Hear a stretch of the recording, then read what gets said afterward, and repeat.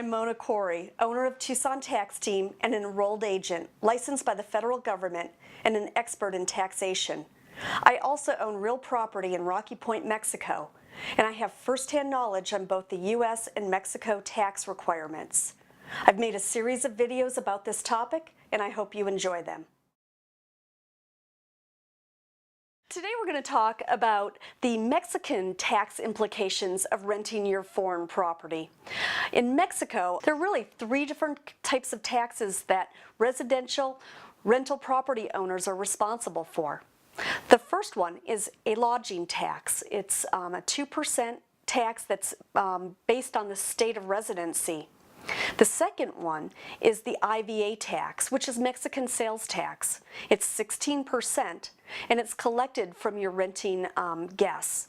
It's important that your management company is collecting that because you are responsible for it even if you don't collect it. The third tax that we're going to talk about during this video is the Mexican income tax. This new tax system that Mexico has put in is very similar to the U.S. tax system. You have gross income minus deductible expenses. Your net income has a progressive tax from anywhere from 2 to 35%. In Mexico, you have to have an official receipt to be able to deduct the expense. Those official receipts are called facturas, and what it does is it proves to the Mexican government that you've paid your IVA tax or your duty on that item. And so if you don't have a factura, you can't deduct the expense. So I want to give you an example of how complicated it is for U.S. owners to just deduct a common expense that you might have on your rental property. Let's say you just want to buy some blankets during the winter. In the U.S., that's great. You go to Home Goods, you buy the blankets, you have your receipt, and you get to write it right off your U.S. taxes. But in Mexico, what you would have to do is when you went to the border, you'd have to stop, declare the blankets.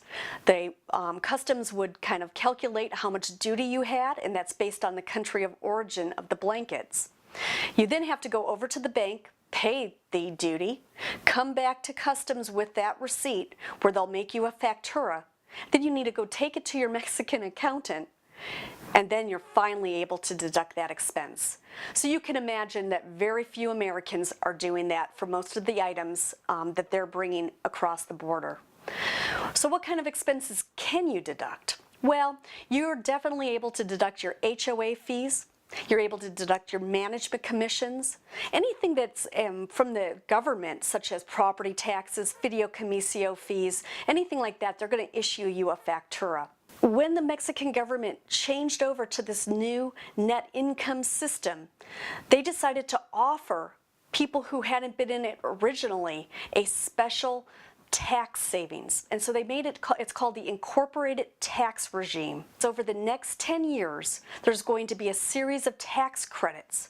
In fact, in 2015, that tax credit was 100%. So no matter how much you made, you still paid zero tax. In 2016, it drops 10% to 90% tax credit, and that's going to go all the way through the following 10 years, and you'll actually just kind of move into the general tax regime. How do you get into the incorporated tax regime? First off, you have to qualify. You have to be a small business. You have to make less than 2 million pesos during the year, which is about 115,000. As a rental real estate owner, you qualify specifically. They've put that in the system. But if you're selling real estate as a broker or a real estate agent, unfortunately this system is not something you qualify for. If you qualify, you do need to sign up for this system. You need to make sure your immigration papers are in order. You have to get a tax ID number from the Mexican hacienda. You have to open bank accounts, both Mexican peso and dollar accounts, so that you can pay your expenses, collect your income, and pay Mexican taxes out of those accounts. Once you're in the system, you still can be kicked out, so you really want to make sure that you keep all compliance up to date. Number one, you can't miss 2 consecutive tax returns or you're kicked out of the system. Remember, tax returns are due every 2 months. So after 4 months, you're just gone. You can't miss them, be late, or not pay for them. You also can't miss 5 tax returns out of this 10-year period, or you're kicked out and move automatically to the general tax regime. I do want to point out that tax laws seldom last for 10 years. So even though they have this system in place for 10 years, it is possible that before we're finished with it, they're going to come up with some new tax law.